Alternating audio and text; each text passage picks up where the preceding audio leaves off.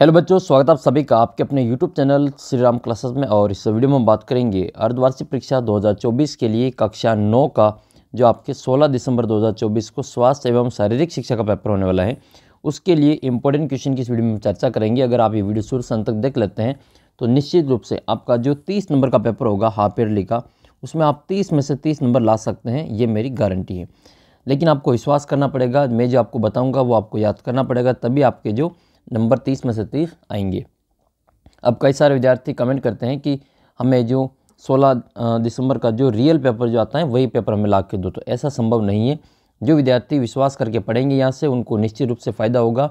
और इसका रिज़ल्ट आपने जो देखा होगा, जैसे अभी हाल ही में जो टैबलेट वाली लिस्ट आई है, तो कक्षा 8 के 6000 बच्चों को इसमें जो टैबलेट मिलने वाला है। और इन 6000 में से हज़ारों बच्चे ऐसे हैं जिन्होंने अपने यहाँ पे चैनल से तैयारी की थी और उनको जो टैबलेट मिलने वाला है। तो आपको भी विश्वास करना पड़ेगा। आपने भी 8वीं क्लास में जिन जिन बच्चों ने विश्वास करके यहाँ से तैयारी की थी, उन बच्चों को जो बहुत ही शानदार नंबर प्राप्त हुए। तो अगर आप भी जो विश्वास करके पढ़ेंगे तो निश्चित रूप से आपको जो फ़ायदा मिलेगा। हाँ, मेरा ये आपसे एक वादा है, गारंटी है कि अगर आप यहाँ से पढ़ेंगे तो आपको नुकसान कुछ भी नहीं होगा, फ़ायदा ही होगा। बस ये मेरा आपको जो कहना है। तो अगर आपको विश्वास है चैनल पे, तो आप चैनल के साथ जुड़े रहें, वीडियो को अंत तक देखते रहें। अगर आपको विश्वास नहीं है तो आप इस चैनल को अभी अनसब्सक्राइब करके अपना जो सेल्फ स्टडी करें, या फिर कई दूसरे जो फर्जी जो चैनल के माध्यम से आपको बताते हैं कि यही पेपर आपके आने वाला है, तो वही पेपर आप वहाँ से देखें। क्योंकि मैं आपको यहाँ पे पूरी तैयारी करवा सकता हूँ, ठीक है, आपको जो गुमराह नहीं कर सकता हूँ। तो अगर आप जो निरंतर तैयारी के लिए जुड़े हैं तो आप निश्चित रूप से जुड़े रहें, आपको पूरा फ़ायदा यहाँ पे मिलने वाला है। और ये आपकी जो 16 दिसंबर को पेपर होगा वो स्वास्थ्य शिक्षा का पेपर है। और ये पूरी किताब आपको ऐप के ऊपर फ्री ऑफ कॉस्ट आपके लिए डाल रखी है, आप वहाँ से डाउनलोड कर लेना। ये 30 नंबर में आपके 4 पार्ट पूछे जाएंगे, ठीक है, 4 ही पार्ट आपके आने वाले हैं। तो 4 पार्ट कौन कौन से, कितने आपके अबसद आने वाले हैं, वो सभी अपन इसमें डिस्कस करने वाले हैं। आइए वीडियो को शुरू करते हैं। और जिन जिन बच्चों का भी ये 6000 जो टैबलेट मिलने वाले हैं, इनकी लिस्ट में नाम है, उन सभी को बहुत बहुत बधाई, शुभकामनाएं। और जिनका सिलेक्शन नहीं हुआ है वो निराश ना हो। अभी आपके पास में 10वीं क्लास का आगे बोर्ड आने वाला है, तो आप उसके लिए अभी से तैयारी करें। आपको निश्चित रूप से टैबलेट मिलेगा और आपको यहाँ पे तैयारी करनी। तो आइए वीडियो को शुरू करते हैं। और अपन इसमें स्वास्थ्य एवं शारीरिक शिक्षा का एक तो ब्लूप्रिंट देख लेते हैं। आपका जो पेपर आएगा उसका ब्लूप्रिंट कैसा रहने वाला है, एक तो वो देख लेते हैं। इसका आपका जो ब्लूप्रिंट है वो देखेंगे। इसके अलावा आपका जो पेपर का जो सिलेबस है वो देखने वाले हैं कि आपके जो अर्धवार्षिक परीक्षा में कौन कौन से इस किताब के प्रश्न पार्ट पूछे जाएंगे। और इसके अलावा पीवाईक्यू इंपॉर्टेंट है। इससे आपको पता लगेगा कि प्रीवियस ईयर जो क्वेश्चन है उससे आपको जानकारी मिलती है कि पेपर में क्वेश्चन आखिर बनते कहाँ से और कैसे बनते। तो निश्चित रूप से आपको पूरा फ़ायदा मिलेगा। और अपन पीवाईक्यू के सारे इस पार्ट के पीछे की जो प्रश्न है वो सभी देखेंगे। और आपका जो टारगेट है इस किताब का 30 में से 30 वो आपको यहाँ पे दिला के रहेंगे। तो आइए वीडियो को शुरू करते हैं। और पहले अपन देख लेते हैं कि आपका जो ये किताब है इसके कौन कौन से चैप्टर आपके कितने नंबर के आपके अर्धवार्षिक में आने वाले हैं। तो अर्धवार्षिक में आपके 4 चैप्टर आएंगे। एक तो इस किताब का पहला चैप्टर है, पहले पार्ट का नाम क्या है, शारीरिक शिक्षा, अर्थ, महत्व एवं उद्देश्य, ये 8 नंबर का पार्ट है। दूसरा पार्ट मानव शरीर जिसमें वृद्धि और विकास है, 7 नंबर का ये पार्ट है। और फिर आपके 5वां पार्ट आएगा जो कि 8 नंबर का पार्ट है। और 6ठा प्रश्न पार्ट है आपके स्वास्थ्य एवं पर्यावरण जो कि आपके 7 नंबर का पार्ट है। तो ये आपके टोटल पार्ट बनेंगे 4 पार्ट। और चारों ही पार्टों में से आपके जो 30 नंबर के प्रश्न पूछे जाएंगे। तो अबसदा वाले कितने आएंगे वो भी देख लेते हैं, ब्लूप्रिंट देख लेते हैं आपके पेपर का। ये आपका स्वास्थ्य एवं शारीरिक शिक्षा का अर्धवार्षिक परीक्षा का जो ब्लूप्रिंट है जिसमें आपके पेपर बनेगा, वो इसी प्रकार से आपका प्रश्न आने वाला है। तो पहला पार्ट आपके 8 नंबर का है, दूसरा पार्ट आपके 7 नंबर का है, और 5वां पार्ट जो है अपने 8 नंबर का है, और 6ठा पार्ट आपके 7 नंबर का है। तो इसी प्रकार से आपके सारे प्रश्न आने वाले हैं। तो आइए इन पार्टों के जो MCQ वगैरह कितने बनेंगे वो देख लेते हैं। ये रहा इसका ब्लूप्रिंट आपके सामने। इसके जो MCQ प्रश्न आएंगे अबसदा वाले, तो 8 आपके MCQ आने वाले हैं, ठीक है, 8 तो आपके MCQ आएंगे। 4 आपके रिक्त स्थान आएंगे, 4 प्रश्न रिक्त स्थानों के आएंगे। और 6 प्रश्न आपके लघुतरात्मक आएंगे जो कि 1.5 नंबर के होंगे। तो 6 × 1.5 करेंगे तो आपको आपके 9 नंबर ये हो जाएंगे। और 2 प्रश्न आपके 2-2 नंबर के आएंगे, तो 2 दूनी 4 नंबर आपके ये हो जाएंगे। एक प्रश्न 5 नंबर का आएगा, निबंधात्मक प्रश्न। तो इस प्रकार से आपके 21 प्रश्न कुल आएंगे पेपर में, और 30 नंबर का आपके पेपर होगा। जो 16 दिसंबर का पेपर आएगा वो वाला। अब अपन इस किताब के जो जितने भी इंपॉर्टेंट क्वेश्चन है वो अपन देख लेते हैं। तो आइए पहले पार्ट के इंपॉर्टेंट क्वेश्चन इसमें अपन देख लेते हैं। देखो मैं आपको ओल्ड क्वेश्चन पेपर भी करवाऊंगा और इसमें ये वाले प्रश्न उत्तर भी करवाने वाला हूँ। तो पहला पार्ट है आपके शारीरिक शिक्षा, अर्थ, महत्व एवं उद्देश्य। अब इसके पार्ट के जो पीछे प्रश्न उत्तर दे रखे हैं उनको आपको अच्छी प्रकार से तैयार कर लेना है। उसमें भी इंपॉर्टेंट क्वेश्चन को ही आपको तैयार करना है ताकि आपको कोई भी प्रश्न गलत ना हो। जैसे एक प्रश्न आपका ये बनता है, इसमें पहला ही क्वेश्चन है कि व्यक्तित्व का आधार क्या है, ठीक है, और शारीरिक शिक्षा किसका विकास करती है।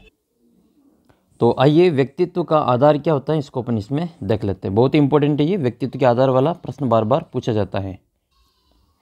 तो पहली लाइन में इसका उत्तर आपके छिपा हुआ है कि व्यक्तित्व के दो प्रमुख आधार हैं। व्यक्तित्व के दो प्रमुख आधार हैं। अब दो आधार प्रमुख कौन कौन से हैं वो अपन इसमें देख लेते हैं।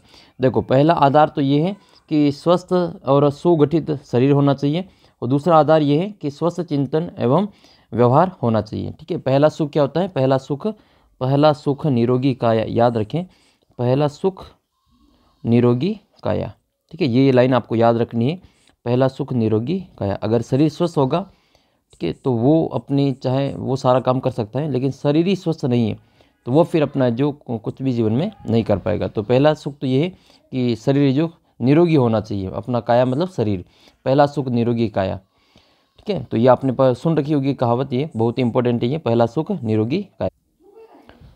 दूसरा प्रश्न आपके शारीरिक शिक्षा किसका विकास करती है। तो शारीरिक शिक्षा है जो सर्वांगीण विकास करती हैं। किसका विकास करते हैं, सर्वांगीण विकास करते हैं, व्यक्तित्व का विकास करती हैं। तो याद रखें, व्यक्तित्व का विकास करते हैं, ठीक है, व्यक्तित्व का विकास करती हैं, सर्वांगीण विकास करती हैं। याद रखें, व्यक्तित्व का विकास करती हैं और सर्वांगीण विकास करती हैं। बहुत इंपॉर्टेंट लाइन है ये, शारीरिक शिक्षा व्यक्तित्व का विकास करती हैं, सर्वांगीण विकास करती हैं। फिर आपके अगला प्रश्न है, स्वस्थ शरीर से क्या तात्पर्य है और शारीरिक शिक्षा के उद्देश्य बताइए और शारीरिक शिक्षा का लक्ष्य क्या है बताइए। अब ये सारे क्वेश्चन आपकी पिछली परीक्षाओं में पूछे हुए हैं, तो आपके 100% प्रश्न यहीं से बनेगा।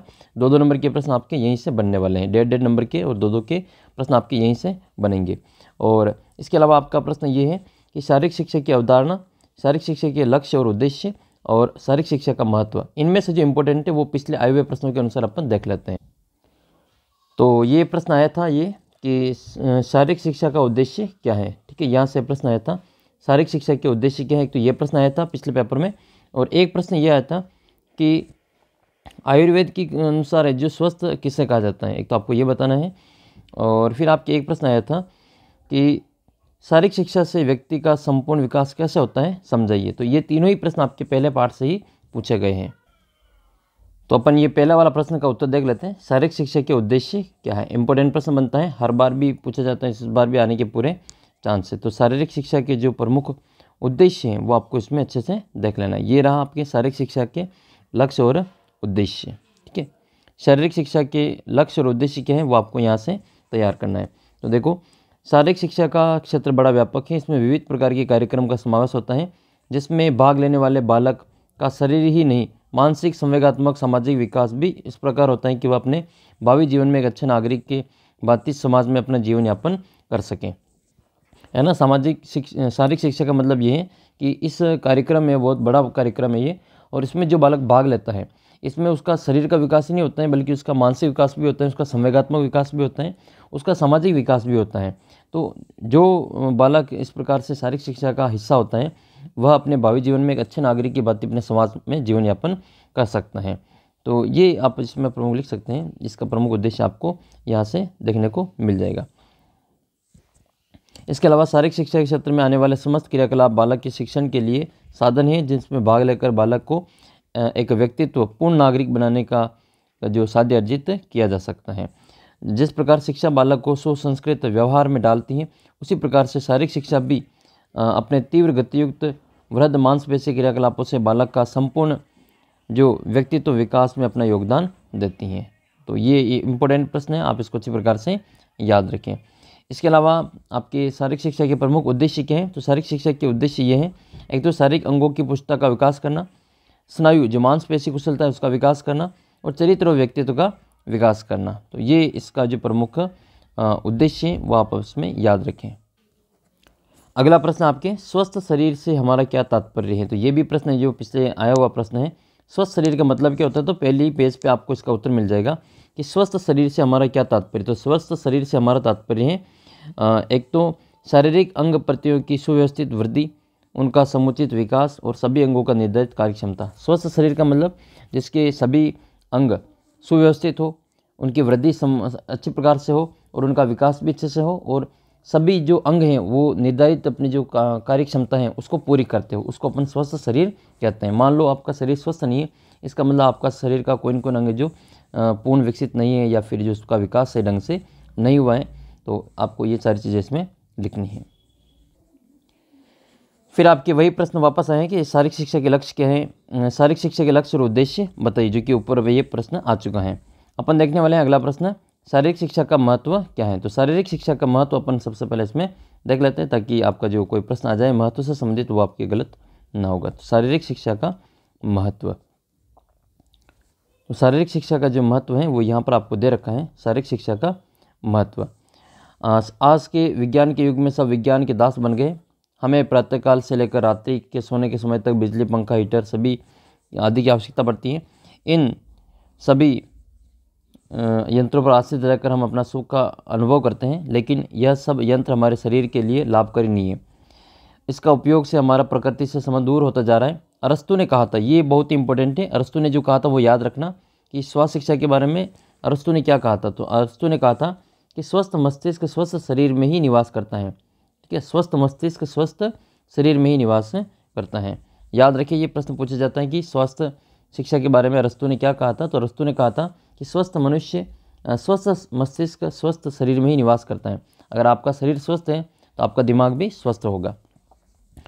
तो ये आपको इसमें याद रखना है। इसके अलावा जो महत्व है आपको इसमें याद रखना है, ये शारीरिक शिक्षा का महत्व, एक तो सामाजिकता का विकास होता है, इससे नैतिक और चारित्रिक विकास होता है, सामान्य शिक्षा में सहायक होती है, नागरिकता की भावना का विकास होता है और खेल की भावना का विकास होता है। तो ये प्रमुख जो विकास हैं जो कि शारीरिक शिक्षा के द्वारा ही इसमें संपन्न होते हैं। तो ये शारीरिक शिक्षा का महत्व आपको अच्छे से याद कर लेना है। ये आपका एक प्रश्न है ये कि शारीरिक शिक्षा का उद्देश्य व्यक्ति के में विकसित करना है। तो शारीरिक शिक्षा का उद्देश्य व्यक्ति में गुणों को विकसित करना है। तो इसका आंसर क्या हो जाएगा, आपके गुणों को। ये प्रश्न आपके आ सकते हैं वापस।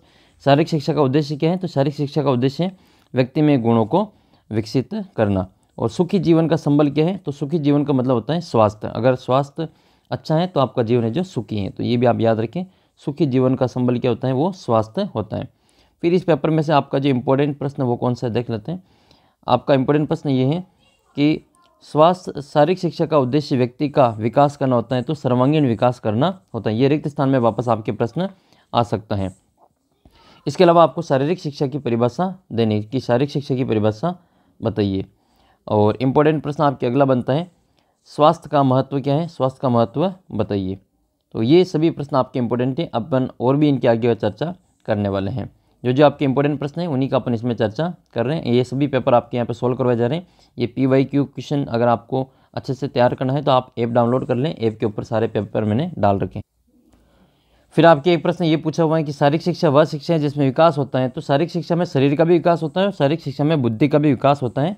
तो शरीर और बुद्धि दोनों का विकास होता है। तो इसका ऑप्शन नंबर जो C है वो वृद्धि नहीं, यहाँ पे बुद्धि है। ठीक है, तो यहाँ पे शरीर और बुद्धि दोनों का विकास होता है। स्वस्थ शरीर में स्वस्थ आत्मा निवास करती है। यह कथन किसने कहा था, कमेंट करके आपको बताना है। फिर आपके अगला प्रश्न इंपॉर्टेंट है, शारीरिक शिक्षा किसका विकास करती है।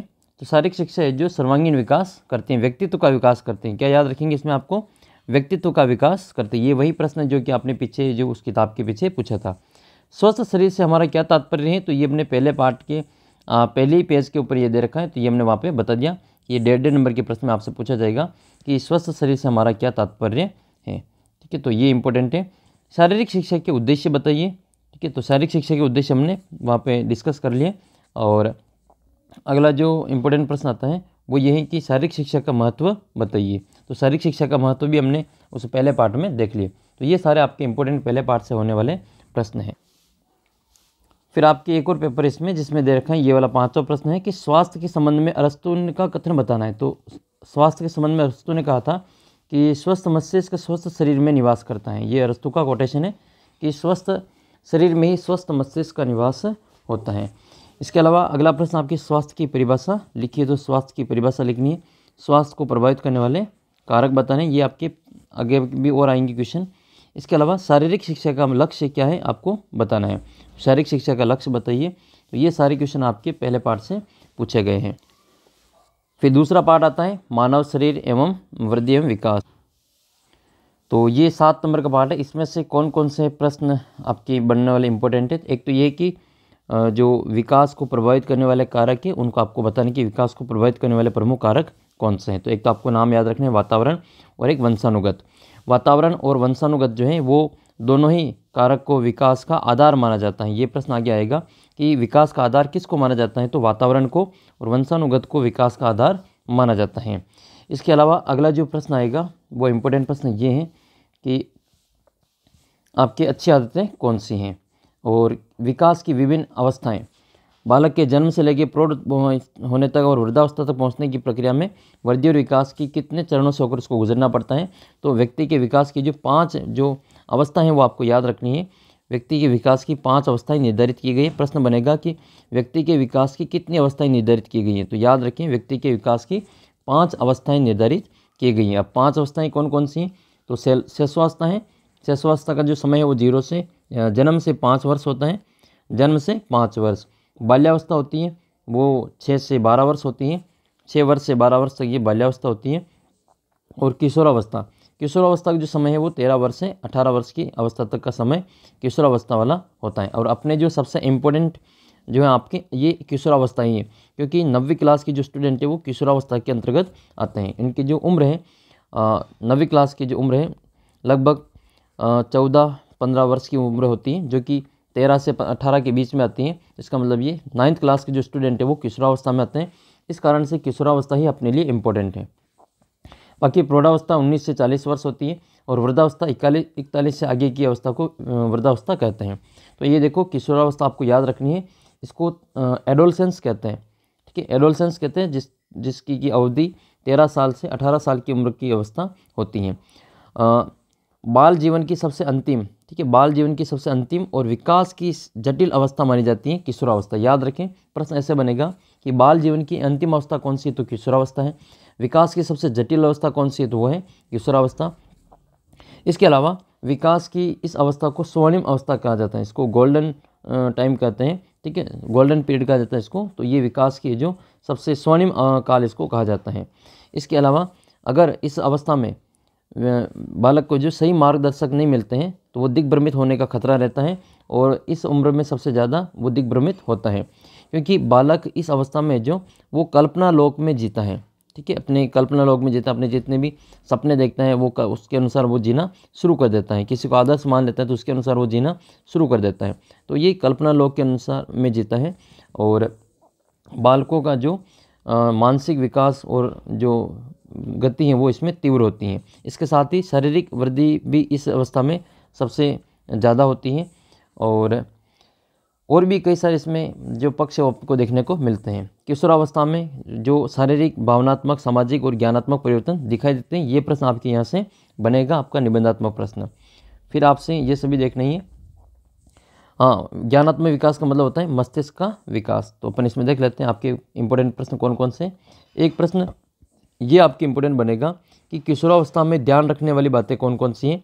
वेरी वेरी मोस्ट इंपॉर्टेंट है। 100% ये क्वेश्चन बनने के पूरे चांस है। तो ये प्रश्न आप अच्छे से तैयार कर लें। ठीक है, ये आप स्क्रीनशॉट ले लें। ये 8-10 बिंदु दे रखें, 10-11 बिंदु, इनको आप अच्छे से एक बार पढ़ लें।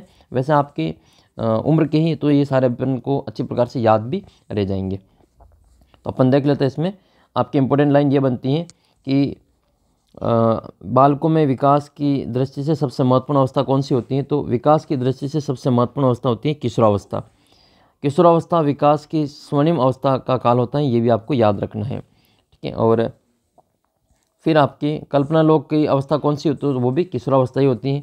विकास की स्वर्णिम अवस्था किशोरावस्था होती है। कल्पना लोक में बालक जो विचरण करने लगता है। पहला प्रश्न आपका ये है कि विकास का आधार क्या है। तो विकास का आधार क्या है। वातावरण एवं वंशानुगत, ये विकास का आधार है। फिर आपके दूसरा प्रश्न है, ये अपन ने सबसे पहले चर्चा कर ली थी कि विकास का आधार वातावरण और वंशानुगत होता है। फिर आपके दूसरा प्रश्न है तीव्र विकास और वृद्धि की अवस्था कौन सी है? तो तीव्र विकास और वृद्धि की अवस्था किशोरावस्था ही है, जो कि क्लास 9 के जितने भी बालक हैं वो सारे के सारे बालक बालिकाएं वो सारे किशोरावस्था के अंतर्गत ही आते हैं। जिनकी उम्र 13 वर्ष से 18 वर्ष के बीच में होती है वो किशोरावस्था के अंतर्गत आते हैं। अगला प्रश्न आपकी कल्पना लोक का इंपॉर्टेंट प्रश्न बनेगा ये, कल्पना लोक में उड़ान किस अवस्था का सूचक है? तो कल्पना लोक में उड़ना ये किशोरावस्था का सूचना है। तो याद रखिए ये किशोरावस्था की विशेषता है। फिर आपको किशोरावस्थाओं की कुछ जो विशेषता है वो आपको लिखनी है। ठीक है, अब जो ये आपके प्रश्न आए हैं वो आपके पीछे के प्रश्न देख लेते हैं कि इस पार्ट से कितने प्रश्न आपकी परीक्षा में पूछे हुए हैं। तो किशोरावस्था की विशेषता बतानी है, वंशानुगत और वातावरण वृद्धि और विकास को कैसे प्रभावित करते हैं, और किशोरावस्था में विकास या परिवर्तन की 4 अवस्थाएं कौन सी है वो आपको यहाँ पे लिखनी है जो अपने ऊपर चर्चा की थी। इसके अलावा वृद्धि और विकास में अंतर और वृद्धि विकास को प्रभावित करने वाले कारकों का वर्णन, ये प्रश्न सबसे इंपॉर्टेंट आपका बनने वाला है। ठीक है, वृद्धि और विकास को प्रभावित करने वाले कारकों का वर्णन कीजिए। 100% ये प्रश्न आपके परीक्षा में बनेगा, इसको अच्छे से याद कर लें। तो सभी प्रश्न अपन डिस्कस करेंगे। पहले अपन इस पाठ के आयु जो प्रश्न है वो देख लेते हैं। जैसे ये 2023 में प्रश्न आया था आपके, ये स्वास्थ्य शिक्षा का प्रश्न है। दूसरा प्रश्न है ये, पहला ही प्रश्न है ये कि व्यक्तित्व का आधार क्या है, ये पहला पार्ट का है। और दूसरा प्रश्न है आपके तीव्र विकास एवं वृद्धि की अवस्था कौन सी है? तो तीव्र विकास एवं वृद्धि की अवस्था कौन सी है अभी अपन ने चर्चा की थी, इसका उत्तर हो जाएगा आपके किशोरावस्था। ठीक है, किशोरावस्था इसका करेक्ट आंसर रहेगा। फिर आपके ये स्वास्थ्य संबंधी अवस्था की परिभाषा अपन ने देख ली थी, और फिर इसके बाद में आपको अगला प्रश्न देखना है किशोरावस्था की विशेषताएं। ठीक है, किशोरावस्था की विशेषताएं अभी अपन डिस्कस करने वाले हैं। ये प्रश्न आपकी परीक्षा में आया हुआ है। तो ये 2 प्रश्न इस पार्ट से यहाँ पे इस पेपर में पूछे गए थे। एक प्रश्न ये 9वां देख लो, इसमें 9वां क्वेश्चन ये है कि कल्पना लोक है ना, ये प्रश्न है ये, कल्पना लोक में उड़ान किस अवस्था की सूचक है? तो कल्पना लोक की जो उड़ान है वो किशोरावस्था की सूचक है, जो कि उम्र कितनी होती है? 13 वर्ष से 18 वर्ष की उम्र होती है। तो ये आपको याद रखना है। शारीरिक शिक्षा पहले पार्ट का प्रश्न है, किसका विकास करती है? तो व्यक्तित्व का विकास करती है, याद रखें। और फिर आपका अगला प्रश्न है स्वस्थ शरीर वाला, हमने देख ही लिया था, स्वस्थ शरीर से क्या तात्पर्य है। फिर आपके अगला जो प्रश्न है जो कि किशोरावस्था की आपको विशेषताएं लिखनी, ये प्रश्न पिछले पेपर में भी था और इस पेपर में भी दे रखा है। तो ये प्रश्न आपको यहाँ से अच्छे से तैयार कर लेना है। वृद्धि और विकास को प्रभावित करने वाले कारकों का वर्णन कीजिए। 100% ये प्रश्न आपके वापस रिपीट होगा ये 5 नंबर में। ठीक है, तो याद रखें ये प्रश्न आपको यहाँ से तैयार करना है। तो वृद्धि और विकास को प्रभावित करने वाले कारक भी देखेंगे अभी, ये तो दूसरा पेपर हुआ, और पेपर भी देखने वाले। ये प्रश्न आया आपके, ये एक पेपर था ये कि किशोरावस्था की उम्र कितनी होती है? तो किशोरावस्था की उम्र कितनी होती है? 13 से 18 वर्ष। 13 वर्ष से 18 वर्ष, इसमें 18 नहीं दे रखा तो 13 से 19 अपना उत्तर हो जाएगा। याद रखिए 13 से 18 वर्ष की जो उम्र है वो कौन सी अवस्था होती है? वो अपनी किशोरावस्था होती है। ठीक है, तो इस किशोरावस्था को अपन कल्पना लोक की अवस्था भी कहते हैं, इसका सूचक माने जाती हैं, और ये विकास की स्वर्णिम अवस्था है। याद रखें इसको विकास की स्वर्णिम अवस्था कहा जाता है। और इसमें से कौन से प्रश्न आपके बनने लायक हैं जो कि आपके परीक्षा में पूछे जाने योग्य हैं? तो वृद्धि जो है वो रुक जाती है। तो वृद्धि जो है किशोरावस्था पर आकर रुक जाती है, वृद्धि रुक जाती है। ठीक है, और शारीरिक शिक्षा का उद्देश्य व्यक्ति का सर्वांगीण विकास करना, ये तो अपने पिछले चैप्टर में देख लिया था। शारीरिक शिक्षा की परिभाषा आपने उस चैप्टर से देख ली। वृद्धि और विकास, ये प्रश्न आपके बनेगा, वृद्धि और विकास का अर्थ समझाइए। तो वृद्धि और विकास का अर्थ आपको 2 नंबर में समझाना है। एक प्रश्न आपके ये बना था पिछले पेपर में कि किशोरावस्था का काल कितना होता है? तो 13 वर्ष से 18-19 वर्ष की जो उम्र होती है इसको अपन किशोरावस्था कहते हैं। ये 6 से 12 वर्ष की उम्र है, इसको अपन बाल्यावस्था कहते हैं। ठीक है, ये आपको याद रखना है। मैंने आपसे एक प्रश्न पूछा था, वैसे आप इसका उत्तर भी कमेंट करके बता देंगे कि नीरज चोपड़ा का संबंध किस खेल से है? तो आपको ये याद रखना है, नीरज चोपड़ा जो है वो भाला फेंकते हैं। और अभी जो पेरिस में ओलंपिक हुए थे, पेरिस ओलंपिक 2024 में, उसमें नीरज चोपड़ा ने कौन सा पदक जीता है? तो इन्होंने जो रजत पदक जीता है। कौन सा पदक जीता है? रजत पदक जीता है।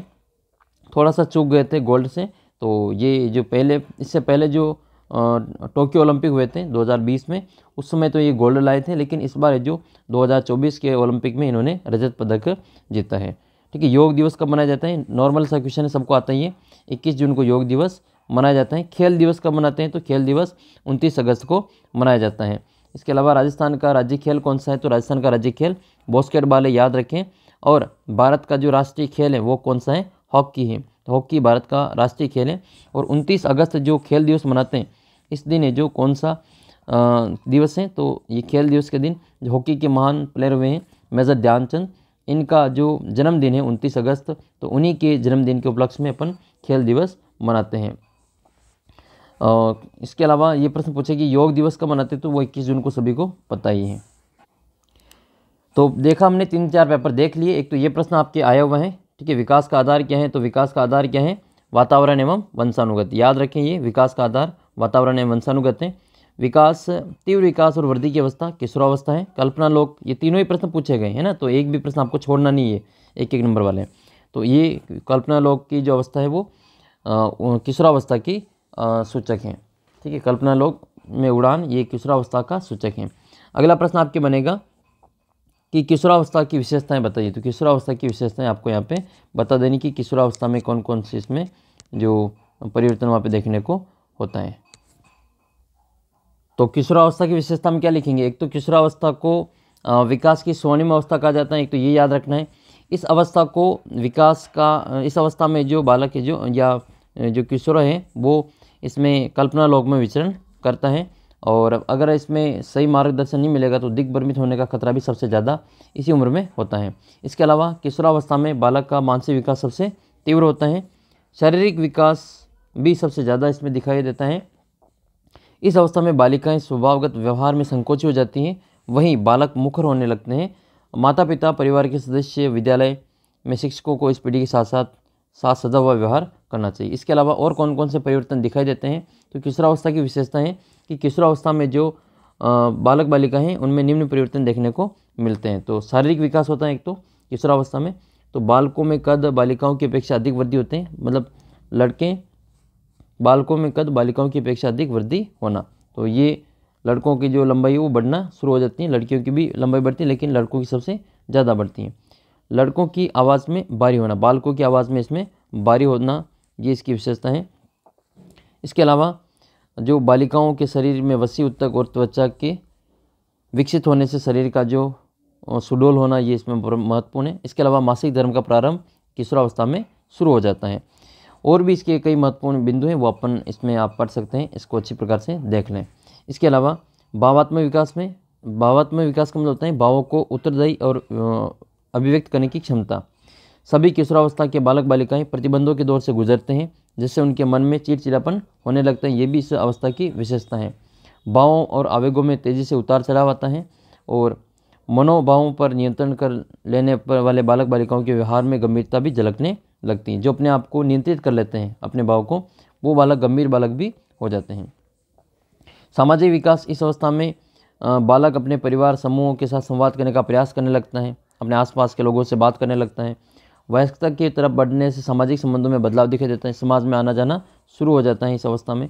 और माता पिता और परिवार के सदस्यों के स्थान पर मित्रों और सहपाठियों के साथ समय व्यतीत करना ज़्यादा, दोस्त अपने परिवारजनों के साथ समय व्यतीत करने की तुलना में। फिर इसके अलावा और कौन कौन से इसमें है, सामाजिक विकास तो अपने आसपास में ये तो आपने देख ही लिया। ज्ञानात्मक विकास, ज्ञानात्मक विकास में बालक जो है अपने मस्तिष्क का विकास करता है, और ज्ञानात्मक विकास में अपने मस्तिष्क के विकास के साथ साथ जो मानसिक जितने भी कार्य हैं उनको जटिलता से कम करता है। और विचारधारा का इसमें विकास होता है, अलग अलग बालकों की अलग अलग विचारधारा इसमें बनती हैं। आदर्शवादिता की सोच का जन्म लेना, ठीक है, आदर्श और सृजनात्मक प्रवृत्ति का इसमें विकास होता है।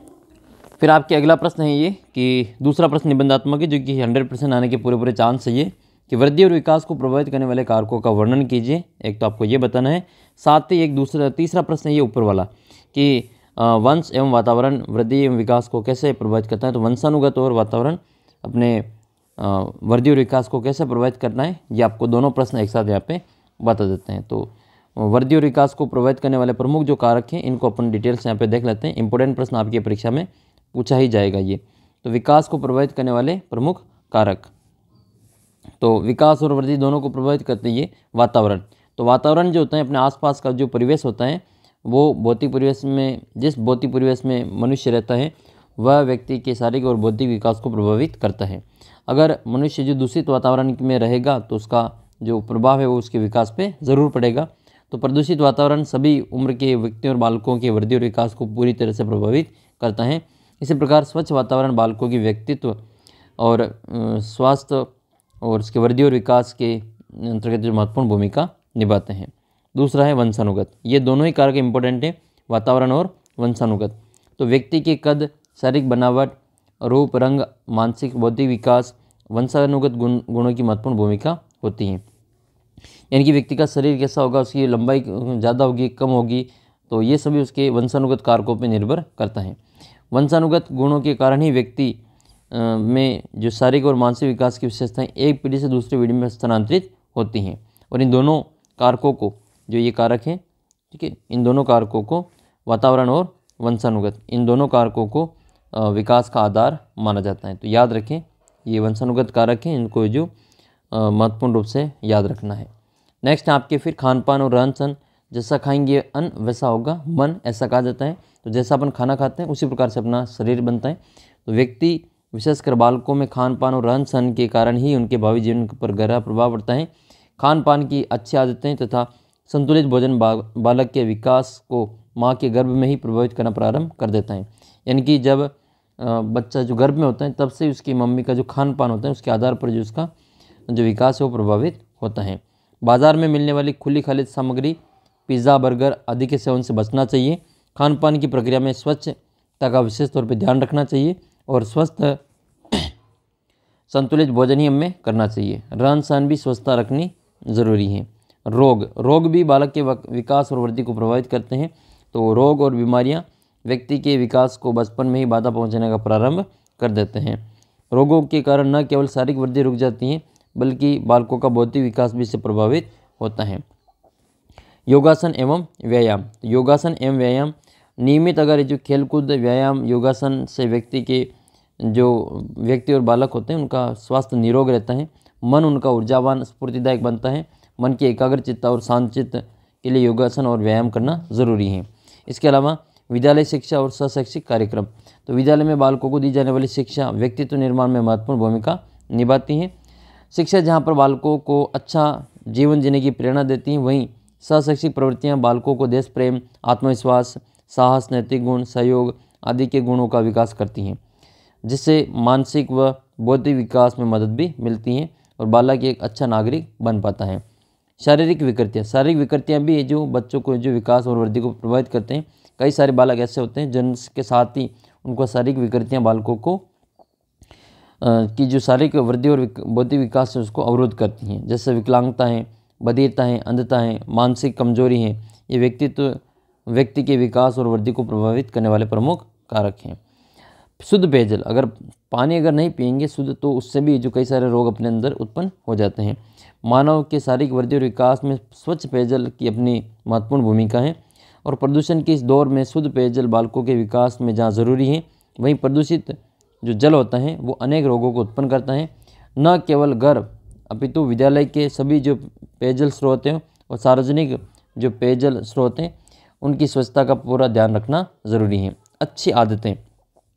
अच्छी आदतें भी व्यक्ति के विकास और वृद्धि को प्रभावित करते हैं। बालकों के शारीरिक और बौद्धिक विकास में अच्छी आदतों का अपनी विशिष्ट भूमिका होती है। शरीर की स्वच्छता का ध्यान रखना, जैसे प्रातःकाल जल्दी उठना, माता पिता के चरण स्पर्श करना, नशे से दूर रहना, अच्छे दोस्तों की संगत करना, प्रेरक जीवनियाँ पढ़ना, समय पर सोना उठना, बालकों के शरीर की वृद्धि और विकास को अपनी महत्वपूर्ण भूमिका निभाते हैं। पारिवारिक वातावरण, परिवार का जो वातावरण होगा उसका भी जो काफ़ी इफेक्ट पड़ता है।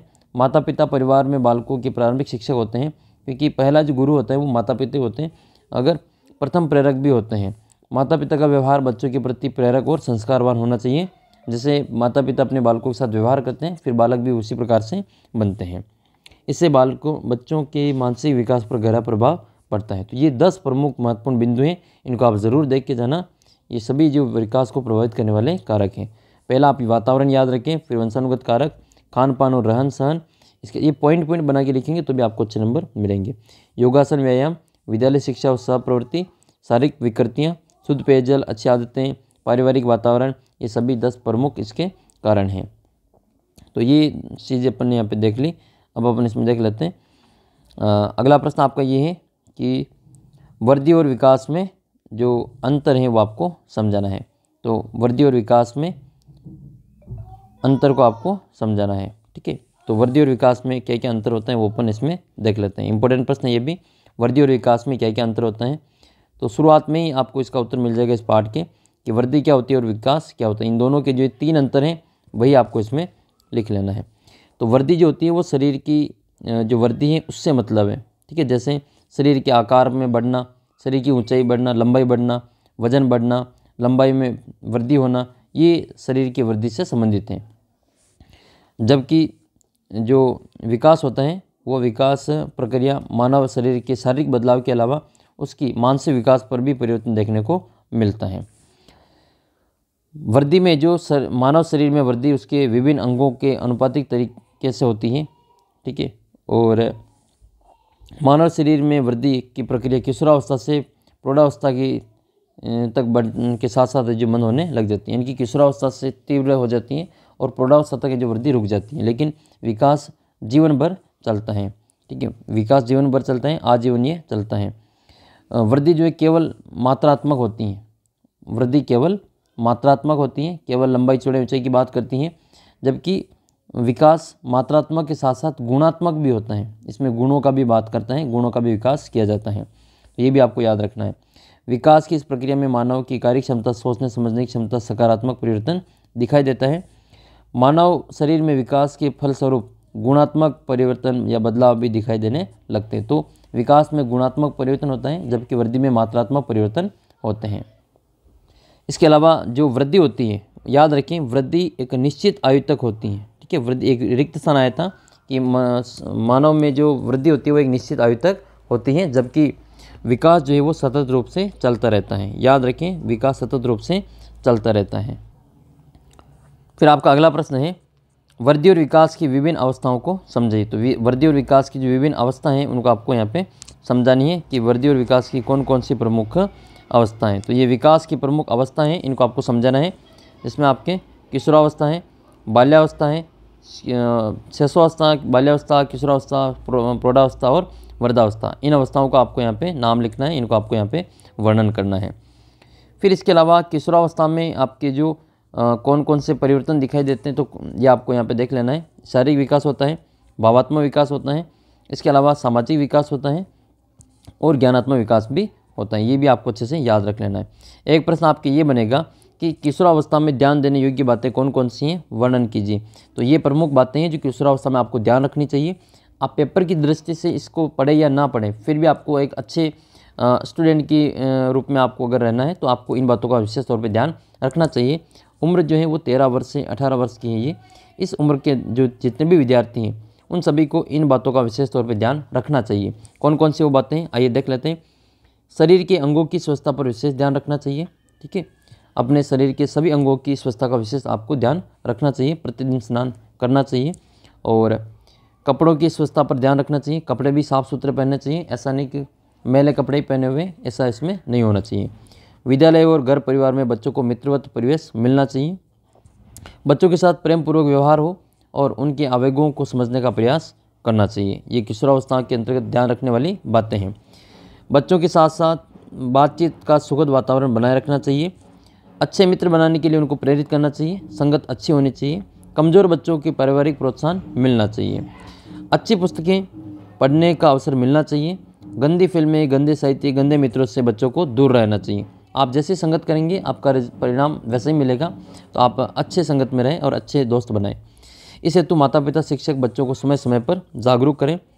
कल्पना लोक में विचरण करने और एकांत की चाह के कारण बालकों पर विशेष ध्यान देते हुए उन्हें जीवन की वास्तविकता से अवगत कराना चाहिए। बच्चों की अनावश्यक मांगों की पूर्ति से बचना चाहिए। कई सारे बच्चे अनावश्यक मांगे करते हैं, उनसे भी बचना चाहिए। इसके कारण भी उन्हें समझाना चाहिए। हार्मोन्स के स्राव के समय होने वाले तनाव से बचें। खान पान की अच्छी आदतों का विकास करें। कील मुहासों से बचने के लिए चेहरे को धूल, धुआं, उमस भरे वातावरण से दूर रखें और स्वस्थ तौलिए का प्रयोग करें। ये सभी ऐसी महत्वपूर्ण बातें हैं जो सभी बच्चों को ध्यान रखनी चाहिए। अपने बच्चों के साथ साथ माता पिता को भी इनके बारे में जानकारी होनी चाहिए। तो ये था अपनी किशोरावस्था की महत्वपूर्ण बातें। फिर आपसे पूछें तो ये अपन ने अधिकतर प्रश्नों के जो आंसर यहाँ पे बता दिए। अगला जो पार्ट है अपना 5वां पार्ट है, जो कि अपने 8 नंबर का पार्ट है। देखो 2 पार्ट हमने पढ़ लिए, 2 पार्ट और बाकी हैं। अपने 15 नंबर का काम हो गया, 15 नंबर और बाकी है। तो अपन 8 नंबर के प्रश्न इस वीडियो में इस पार्ट को अपन तैयार करते हैं। फिर अगला जो प्रश्न है वो भी आपके आएगा। देखो, अरस्तु ने कहा कि स्वस्थ शरीर में स्वस्थ आत्मा निवास करती है। शुरू में एक प्रश्न आया था कि ये किसने कहा कि स्वस्थ शरीर में स्वस्थ आत्मा निवास करती है, तो ये अरस्तु ने ही कहा था, ठीक है। और स्वस्थ शरीर में स्वस्थ मस्तिष्क निवास करता है, ऐसा भी अरस्तु ने ही कहा था। पहला सुख निरोगी काया याद रखें, ठीक है। शरीर माध्यम खलु धर्म साधनम, ठीक है, ये भी आपको याद रखना है।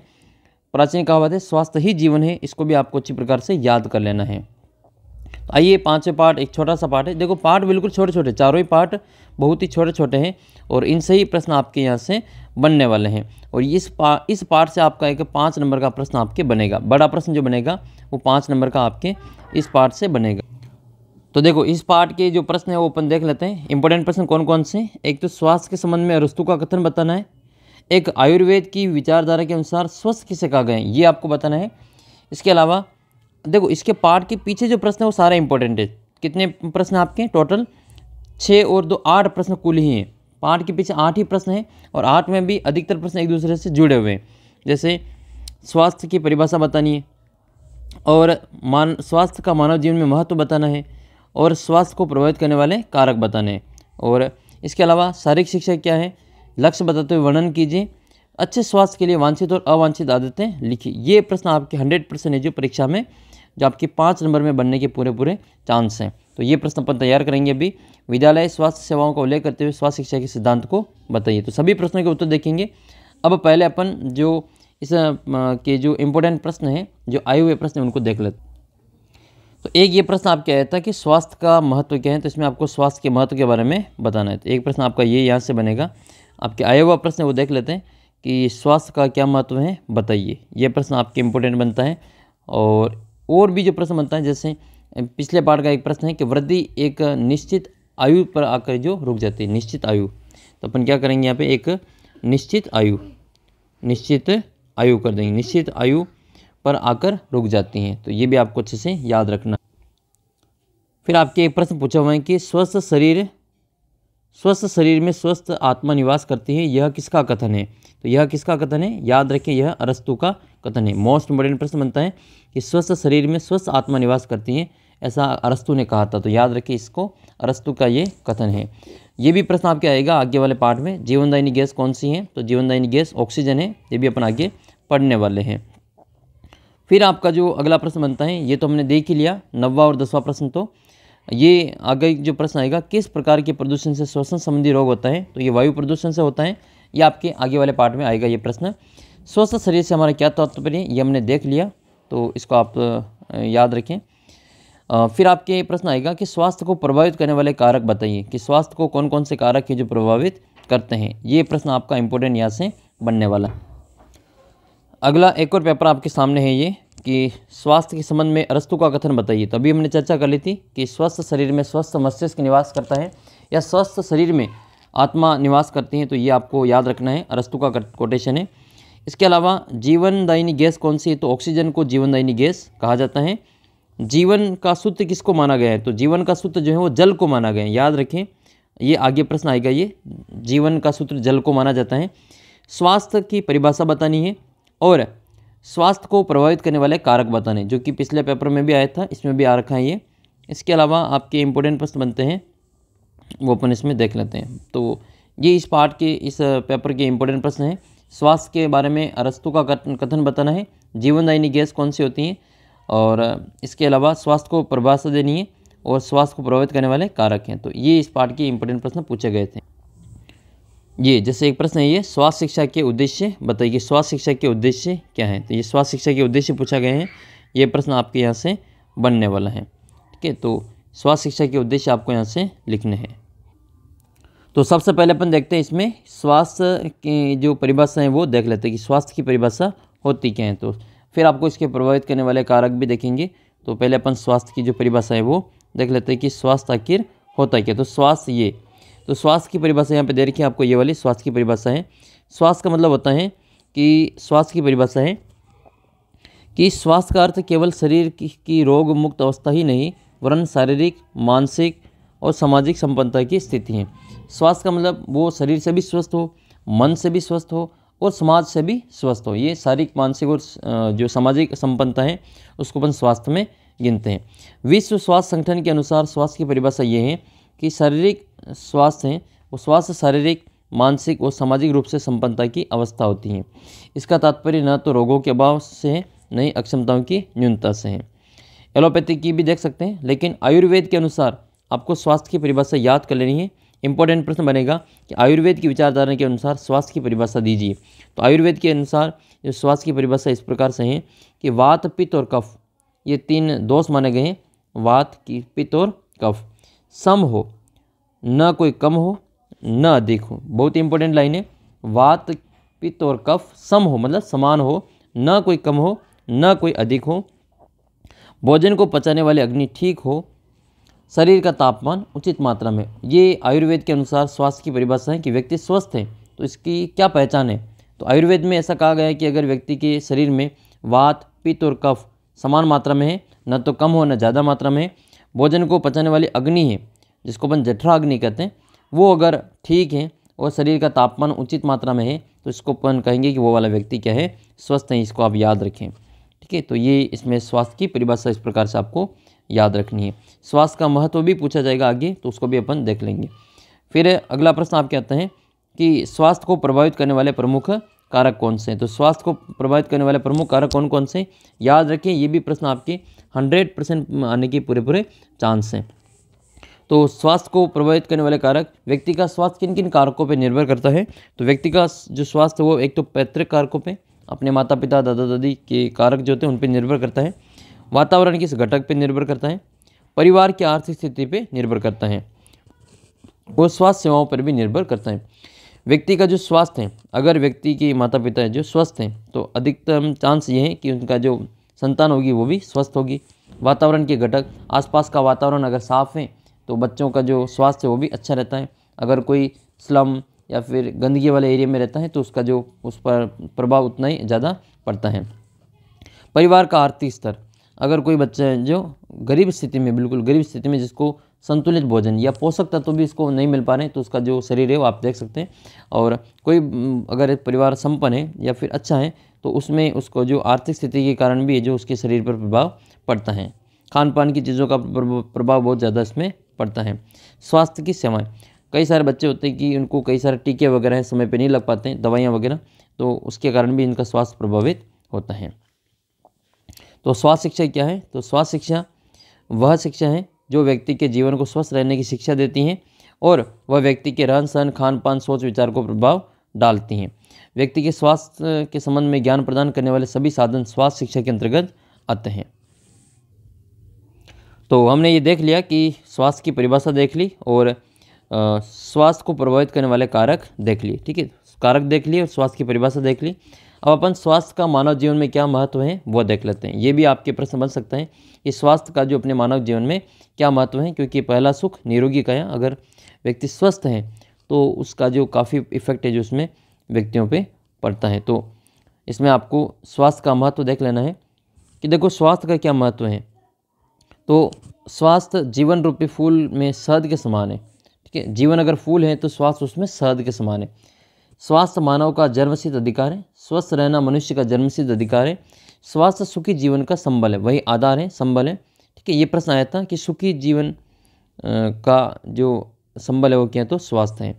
इसके अलावा यह मानव की अमूल्य निधि है, ठीक है। इसका कोई मोल नहीं होता है, क्योंकि आपने देखा होगा कई सारे ऐसे व्यक्ति होते हैं जो पैसे देकर जो स्वास्थ्य को नहीं खरीदा जा सकता। ये अमूल्य निधि है, इसका कोई जो मोल नहीं होता है। स्वास्थ्य ही धन है ना। स्वास्थ्य एक प्रकार का धन है। कई सारे इन्वेस्टमेंट करते हैं लेकिन कई सारे अपने शरीर में इन्वेस्टमेंट करते हैं। जीवन के खिले पुष्प के स्वास्थ्य अमृत के समान होता है। प्रत्येक व्यक्ति का स्वास्थ्य इतना गहरा संबंध है जो उसके जन्म से लेकर मृत्यु तक सदा उसके साथ रहता है। बाकी चीज़ें साथ दे ना दें, अगर शरीर साथ दे तो वो सब कुछ कर सकता है। स्वस्थ मानव समाज, समुदाय, राष्ट्र का आधार सम होता है। ये लाइन इंपॉर्टेंट है कि अगर समाज स्वस्थ है तो अपना जो राष्ट्र है वो भी संपन्न होगा। और लोग जो स्वस्थ नहीं होंगे तो उनकी बीमारियां होंगी, तो उनके खर्चे बढ़ेंगी, उनके कारण उनका जो राष्ट्र पर भी इसका इफेक्ट पड़ता है। वह अपने परिवार, पड़ोसी, नगर, समुदाय, राष्ट्र के प्रति सेवा देने में समर्थ रहता है। वह अपनी अपनी कार्य क्षमता से पारिवारिक जो आजीविका होती है जीवन की चुनौतियाँ होती हैं, कठिनाइयों का सामना करने में तत्पर रहता है। जीवन का सबसे बड़ा सुख है निरोगी काया। पहला सुख निरोगी काया, जिसमें समस्त सुखों का उपयोग हम प्रसन्नतापूर्वक करते हैं, क्योंकि बिना स्वस्थ काया के माया का सुख भी व्यर्थ है। अगर शरीर स्वस्थ नहीं है और पैसा चाहे करोड़ों रुपए है, वो भी आपके काम के नहीं है। स्वामी विवेकानंद जी ने कहा था कि तन मन से रोगी निर्बल मानव की आत्म शांति के दर्शन कभी भी नहीं हो सकते हैं। कि जो तन और मन से रोगी है और निर्बल मानव है, उसको आत्म शांति के दर्शन कभी भी नहीं हो सकते हैं। इसलिए आपको तन और मन से स्वस्थ होना ज़रूरी है। मानव स्वास्थ्य केवल एक व्यक्ति को प्रभावित नहीं करता, बल्कि पूरे समाज, जिस समाज में वो रहता है उसको प्रभावित करता है। अर्थात जिस समाज में हम रहते हैं उस पर भी हमारे स्वास्थ्य का प्रभाव पड़ता है। यदि व्यक्ति स्वयं को स्वस्थ नहीं रखेगा तो उसका जीवन खुशहाल नहीं होगा और समाज में वह अपने कर्तव्य को अच्छी प्रकार से नहीं निभा पाएगा। जो भी आप काम करते हैं उसमें आप जो पूर्ण रूप से नहीं काम कर पाएंगे। तो अपन इसमें अगला प्रश्न देख लेते हैं। अच्छे स्वास्थ्य के लिए वांछित और अवांछित आदतें बताइए। अच्छा स्वास्थ्य अगर आपको रखना है तो कौन कौन सी आदतें आपको रखनी चाहिए, कौन कौन सी आदतें आपको नहीं रखनी चाहिए। तो अच्छे स्वास्थ्य के लिए वांछित का मतलब जो आपको अच्छी आदतें हैं वो वांछित आदतें हैं, और जो आदतें खराब होती हैं उसको अपन अवांछित आदतें कहते हैं। तो स्वास्थ्य के लिए, अच्छे स्वास्थ्य के लिए वांछित आदतें कौन कौन सी, जो अच्छी आदतें वो आपको वांछित आदतों में लिख लेना है। कौन कौन सी अच्छी आदतें होती हैं। एक तो प्रत्येक व्यक्ति को अपना स्वास्थ्य ठीक रखने के लिए निम्नलिखित आदतों को अपनाना चाहिए। ये अच्छी आदतें हैं, इनको अपनाना चाहिए, इनको छोड़ना नहीं चाहिए। अगर आप इनको छोड़ेंगे तो आपके स्वास्थ्य से जो काफ़ी दूर होते जाएंगे। तो पहली आदत तो ये है कि सभी को सूर्योदय से पूर्व उठना चाहिए।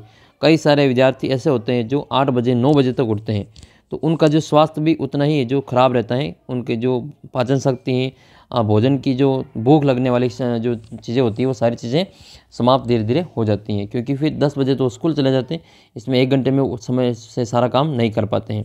तो फिर आपको जो सूर्योदय से पूर्व उठना चाहिए। आप में से कौन कौन से विद्यार्थी ऐसे हैं जो सूर्योदय से पूर्व उठते हैं, आप कमेंट सेक्शन में लिख के ज़रूर बताना कि कौन कौन है जो सूर्योदय से पूर्व उठता है।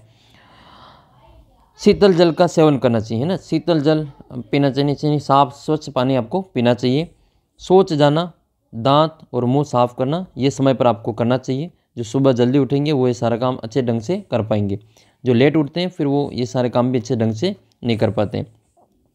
फिर आता है स्नान करना। प्रतिदिन ये जो सभी को अपने किशोर, विशेष तौर पे जो किशोरावस्था में व्यक्ति हैं उसको प्रतिदिन स्नान करना चाहिए, और नियमित उचित व्यायाम और प्रातःकाल थोड़ा बहुत घूमना भी चाहिए। तंग कपड़े नहीं पहनने चाहिए, जो टाइट जो कपड़े होते हैं उनको नहीं पहनना चाहिए। आराम से जो अपने शरीर को आराम देने वाले कपड़े वो पहनना चाहिए। श्वास नासिका से लेना चाहिए, ठीक है। कई सारे नाक बंद करके, मुंह से या मुंह बंद करके केवल नाक से श्वास लेते हैं, तो नासिका से श्वास लेना चाहिए। सीधा बैठना चाहिए, सीधे खड़े रहना चाहिए, है ना। ये बात आपको हर बार कहा जाता है। जैसे आप प्रार्थना सुबह जो प्रेयर होती है उसमें भी कई सारे जो बच्चों को बार बार कहना पड़ता है कि सीधे बैठो सीधे बैठो।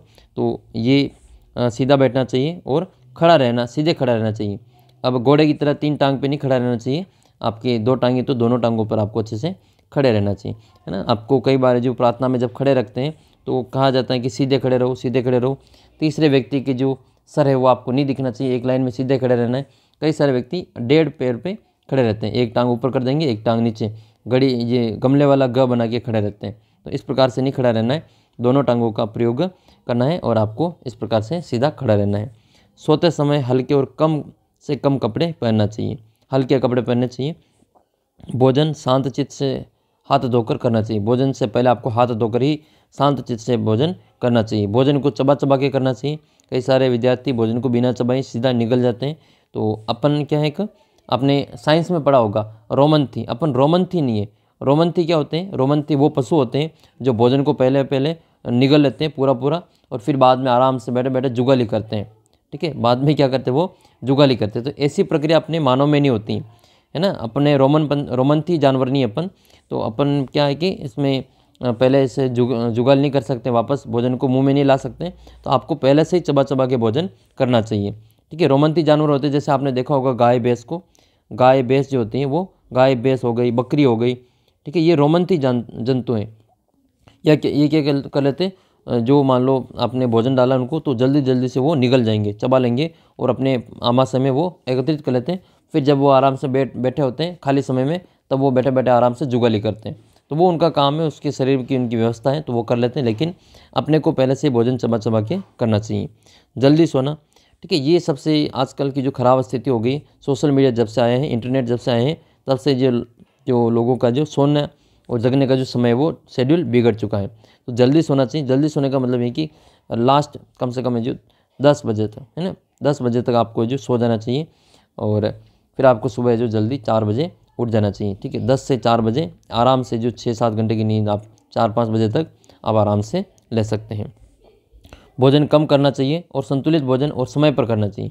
अब ये इंपॉर्टेंट लाइन है, भोजन कम करना चाहिए, इसका मतलब क्या है, कई सारे विद्यार्थी एक साथ भोजन कर लेते हैं, ठीक है, पहले घूमते रहते हैं, दौड़ते रहते हैं, फिर एक साथ भोजन करने बैठते हैं, तो पूरे दिन का भोजन एक ही टाइम में वो कर लेते हैं। तो ऐसा नहीं करके आप जो समय समय पे, जैसे लंच होता है तो लंच में भोजन करें, सुबह भोजन करें, स्कूल से आके थोड़ा बहुत भोजन कर लें, और कम भोजन करना चाहिए और समय पर भोजन करना चाहिए और संतुलित भोजन ही करना चाहिए। ऐसा नहीं फिर पिज़्ज़ा बर्गर नूडल्स वगैरह वो ठूसे जा रहे हैं और अपने शरीर का जो मोटापा है वो बढ़ाते जा रहे हैं, ठीक है। तो ये बातें भी आपको अच्छी प्रकार से ध्यान रखनी है। तेल मालिश करना इंपॉर्टेंट है। नहाने के बाद में आपको जो धूप में बैठ के अपने शरीर पर जो तेल मालिश ज़रूर करना चाहिए। तो ये तो थी अपनी अच्छी आदतें। इसके अलावा बड़ों का सम्मान और छोटों से प्यार, ये भी इंपॉर्टेंट है। अपने किशोरावस्था में है तो अपने बड़ों का सम्मान करें और अपने से छोटे हैं उनसे प्यार करें, उनको अच्छे से रखें। तो ये तो आपकी वांछित आदतें, जो अच्छी आदतें हैं वो अपने वांछित आदतों में इसको अपनाना चाहिए। कौन कौन सी आदतें किशोरावस्था में नहीं अपनानी चाहिए, तो ये अपन देख लेते हैं। ये आदतें अपनाना आवश्यक है, अवांछित आदतें उसी प्रकार से कुछ अवांछित आदतें होती हैं, उनको छोड़ना ज़रूरी होता है। जैसे पहली लाइन है किशोरावस्था के लिए, बीड़ी सिगरेट पीना तंबाकू खाना शरीर के लिए नुकसानदायक होता है। सभी जानते हैं कि बीड़ी पीना सिगरेट पीना तंबाकू खाना शरीर के लिए नुकसानदायक होता है, फिर भी खाते हैं। तो ये बहुत ही बुरी आदतें, खराब आदतें। दिन भर जो बीड़ी सिगरेट तंबाकू गुटखा खाते हैं उनका मुंह देख लेना, वो बहुत ही भोजन करने की स्थिति में नहीं रहते हैं, उनका मुंह सड़ता रहता है दिन भर। तो ये आपको नहीं करना है, ठीक है। तो ये आपको, ये अगर कोई आप में से विद्यार्थी अगर इस लत के लग चुका है, ठीक है, 9th क्लास में है और ये लत किसी को है, तो आप आज से ही इस लत को जो छोड़ने की कसम खाएं कि बस आज तक खाते रहें, लेकिन आज के बाद अपन ये बीड़ी सिगरेट तंबाकू गुटखा ये इसका सेवन नहीं करेंगे। आप में से कौन कौन विद्यार्थी ऐसा करने के लिए तैयार हैं, या फिर जो अब तक नहीं खा रहे, ठीक है, वो आगे भविष्य में भी इन चीज़ों का कभी सेवन नहीं करेंगे। ये सभी जो शरीर को नुकसान ही पहुंचाते हैं, इनको खाने से कोई शरीर में जो फ़ायदा नहीं होता है। याद रखें, बीड़ी सिगरेट तंबाकू गुटखा ये सभी खाने से शरीर को फ़ायदा नहीं होता है, इनसे शरीर को नुकसान ही होता है। तो आप क्यों इसको सेवन करेंगे। आप जो इसका सेवन करते हैं, मान लो किसी दोस्त ने कह दिया कि ले खा ले कुछ नहीं होता है, अगर आप होते हैं सभी के दोस्त ऐसे जो कह देते हैं कि ले खा ले इससे तो कुछ नहीं होगा, एक बार खा के तो देख बहुत अच्छा लगता है, लेकिन वो बाद में लत लगा लेते हैं, वो अपना जुगाड़ जमाते हैं, वो अपना काम कर लेते हैं, फिर वही बच्चे जो आपसे ये लत लगाते हैं वही बच्चे आपसे जो मंगवा के ये सारी चीज़ें खाते पीते हैं। तो ध्यान रखें, इन चीज़ों का सेवन नहीं करना है। फिर आती है शराब पीना, नशीली दवाइयों का उपयोग हानिकारक होता है। शराब पीना ये तो मैं सोचता हूँ कि 9th क्लास में किसी के नहीं हुआ होगा, लेकिन आगे भी आपको जीवन में याद रखना है, ये सारी चीज़ें अपने को नहीं करनी, नस्ली दवाइयों का उपयोग भी हमें नहीं करना है। तो आप में से कौन कौन से विद्यार्थी ऐसे हैं जो भविष्य में, जो मान लो किसी कारणवश ये इसका सेवन कर लिया हो, किसी की आदत हो गई हो, तो इसको छोड़ने का प्रयास करेंगे, ठीक है। और कौन कौन ऐसे विद्यार्थी हैं जो भविष्य में इसका कभी भी उपयोग नहीं करेंगे, कमेंट सेक्शन में लिख के मुझे ज़रूर बताना। शराब तो पीना ही नहीं है, और जो भी पीते हैं उनको समझाना है, अपने घर परिवार में भी कोई हो तो उसका जो शराब जो है बहुत ही ख़राब चीज़ होती है ये, और ये इसमें जो व्यक्ति का जो शारीरिक नुकसान तो होता ही है, इसके अलावा व्यक्ति का मानसिक भी नुकसान होता है, सामाजिक नुकसान भी होता है, समाज में उसकी जो इज्जत नहीं बनी रहती है। इसके अलावा आप याद रखें, उसका जो आर्थिक शोषण भी होता है। जो व्यक्ति जिस परिवार में शराब का सेवन अधिक होता है, शराब वगैरह पीते हैं, उस परिवार में आर्थिक नुकसान सबसे ज़्यादा होता है, क्योंकि जो कमाने वाला व्यक्ति होता है वो शराब पी कर जो पड़ा रहता है, तो फिर जो उसमें शरीर की जो नुकसान होता है उसके अलावा आर्थिक नुकसान भी होता है। कई परिवार ऐसे हैं जिनमें जिनके माता पिता में से कौन एक व्यक्ति शराब पीता है, तो उसकी जो पढ़ाई पर उसका बहुत ज़्यादा इफेक्ट पड़ता है, फिर भी वो बच्चे मेहनत करते हैं और अपनी जो पढ़ाई को वो जारी रखते हैं। तो बहुत सैल्यूट है उन बच्चों को जो अपने परिवार में इस प्रकार की आदत होने के बावजूद भी वो अपनी पढ़ाई को निरंतर रखते हैं, किसी भी प्रकार से मैनेज करके वो अपनी किताब कॉपी वगैरह लाते हैं और अपना तैयारी करके और मेहनत करके वो अपनी जो पढ़ाई वो करते हैं, तो वे बच्चे ही बहुत आगे जाके वो अच्छे नाम अपना रोशन करते हैं। तो ये कुछ बुराइयां हैं जिनको आपको छोड़ना है। इसके अलावा क्रोध, गुस्सा ये नहीं करना चाहिए। क्रोध करने से आपके जो शरीर है वो उसका नुकसान ही होता है, उसका कोई फ़ायदा नहीं होता है। जब भी अपन क्रोध करते हैं तो उससे अपने को नुकसान ही होता है। आज दिन तक गुस्सा करने से ऐसा कोई व्यक्ति नहीं है जिसको जो लाभ हुआ हो, उसको हमेशा हानि ही हुई है। ठीक है, तो आपको क्या करना है, इसमें जब भी आपको गुस्सा आता है तब आपको कुछ नहीं करना है, जाना है और एक गिलास पानी पी लेना है। ठीक है, आपका शरीर है जो शांत हो जाएगा और फिर आपसे वापस जो थोड़ा बहुत नॉर्मल कार्य वो करने लग जाएंगे। तो ये आपको करना है। जीवन के किसी कार्य में अनियमितता नहीं होनी चाहिए, यानी कि रेगुलरिटी आपको रखनी है। पढ़ाई कर रहे तो पढ़ाई आपको निरंतर करनी है, अनियमितता नहीं रखनी है। किसी भी कार्य को जल्दबाजी में न करें, ध्यान से करना है सभी कार्य, और आलस्य नहीं करें। ये सबसे बड़ी बीमारी होती है कि अपन आलस्य कर लेते हैं। आज पेपर आ रहे हैं तो आज की तैयारी कल करेंगे, आज की तैयारी कल करेंगे, कल कल करते हुए तो अपन है जो अर्धवार्षिक तक आ गए और ये वार्षिक भी हो जाएगी और आप 9वीं क्लास से 10वीं क्लास में चले जाओगे और फिर आपकी बोर्ड परीक्षाएं होने वाली है। तो आलस्य नहीं करें, रोज़ का काम रोज़ निपटाएं, जितना भी काम है वो समय पे आपको कर लेना है। समय के पाबंद रहें, हमेशा जो समय का आपको ध्यान रखना है, और अखाद्य या गंदी वस्तुओं का उपयोग नहीं करना है। जो खाने योग्य वस्तुएं नहीं है उनको अपन को उपयोग में नहीं लेनी है। तो ये 7-8 बातें हैं, इसको आप अच्छी प्रकार से देखेंगे। और मेरा आपको विशेष निवेदन है अपने माता पिता और उन सभी ये है कि ये आप अगर 2 चीज़ें करते हैं तो इनसे आप ज़रूर छुटकारा पाइए, क्योंकि ये जो नशा नाश का द्वार है, एक लाइन है कि नशा नाश का द्वार है। तो ये लाइन बिल्कुल सटीक बैठती हैं कि नशा जो भी करते हैं उनका नाश ही होता है, उनको कोई जो फ़ायदा नहीं होता है, नुकसान ही होता है। तो ये बात आपको विशेष तौर पे ध्यान रखनी है। तो उम्मीद करता हूँ ये बातें कुछ परीक्षा के हिसाब से तो है ही, लेकिन अपने जीवन से संबंधित भी है, तो आपको ये ध्यान में रखना है। तो ये विशेष तौर पे आपके आगे काम आने वाली हैं।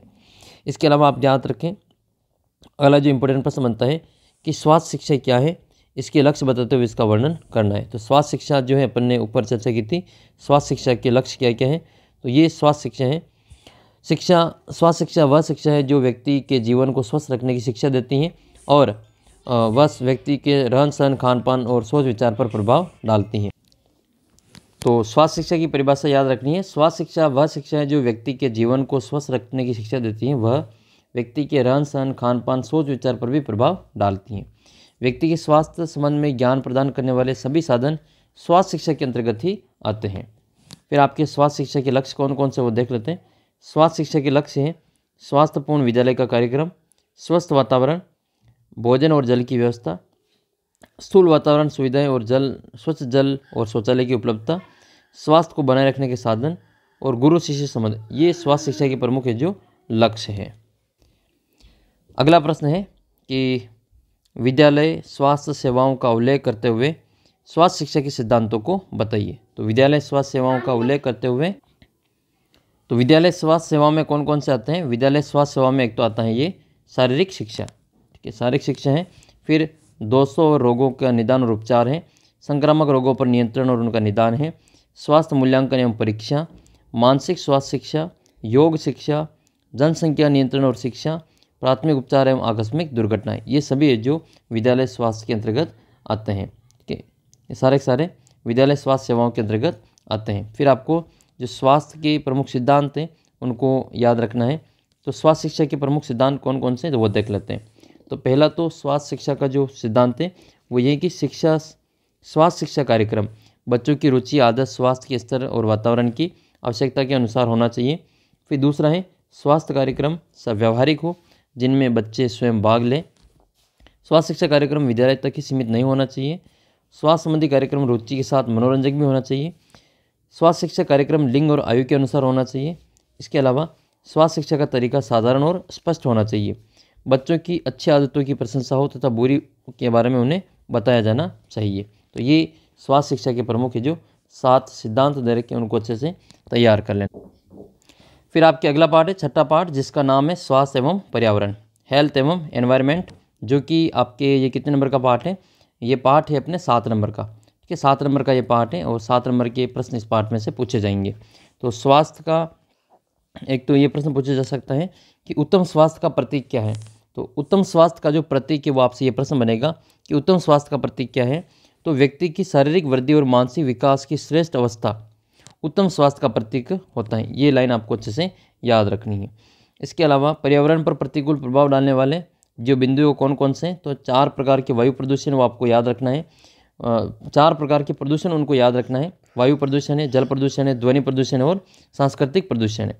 तो वायु प्रदूषण में क्या होता है, वायु प्रदूषण में आपको याद रखना है, एक लाइन आपको याद रखनी है, मानव जीवन हेतु जीवनदायिनी गैस ऑक्सीजन हमें वायुमंडल से प्राप्त होती हैं। तो ये आपको जो जीवनदायिनी गैस इसका नाम आपको याद रखना है। जीवनदायिनी गैस कौन सी है, ऑक्सीजन है। इसके अलावा आपको याद रखना है कि श्वसन संबंधी रोग किस प्रदूषण के कारण होते हैं। तो ये वायु प्रदूषण के कारण है जो श्वसन संबंधी रोग होते हैं, चाहे वो आपका खांसी हो या टीबी हो, श्वसन संबंधी रोग हो, कैंसर जैसी कई गंभीर बीमारियां वायु प्रदूषण की वजह से होने लगती हैं।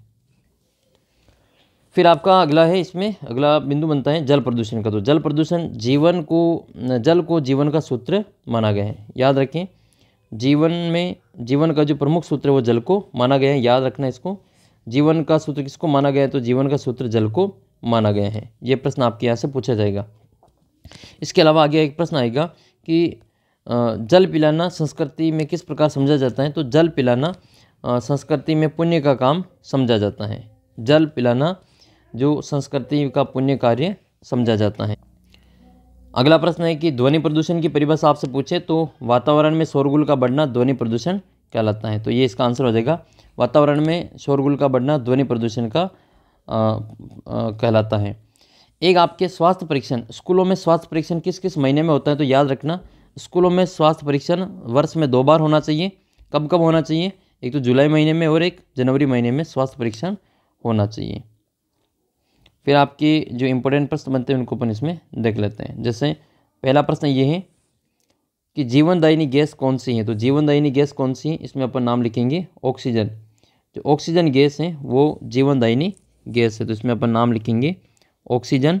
और वायुमंडल में ऑक्सीजन का प्रतिशत कितना है वो आपको कमेंट करके बताना है। अगला प्रश्न है कि हमारी संस्कृति में जल पिलाने का कैसा कार्य समझा जाता है। तो वो पुण्य का कार्य समझा जाता है। कैसा कार्य समझा जाता है, पुण्य का कार्य समझा जाता है। इसके अलावा नेक्स्ट क्वेश्चन है, किस प्रकार के प्रदूषण से श्वसन संबंधी रोग हो जाते हैं। तो ये वायु प्रदूषण से श्वसन संबंधी रोग हो जाता है, तो इसमें अपन लिखेंगे वायु प्रदूषण। तो वायु प्रदूषण से श्वसन संबंधी रोग हो जाते हैं, तो इसका उत्तर हो जाएगा वायु प्रदूषण से श्वसन संबंधी रोग हो जाते हैं। जीवन का सूत्र किसे माना गया है। तो जीवन का सूत्र जल को माना गया है। जल को जीवन का सूत्र माना गया है।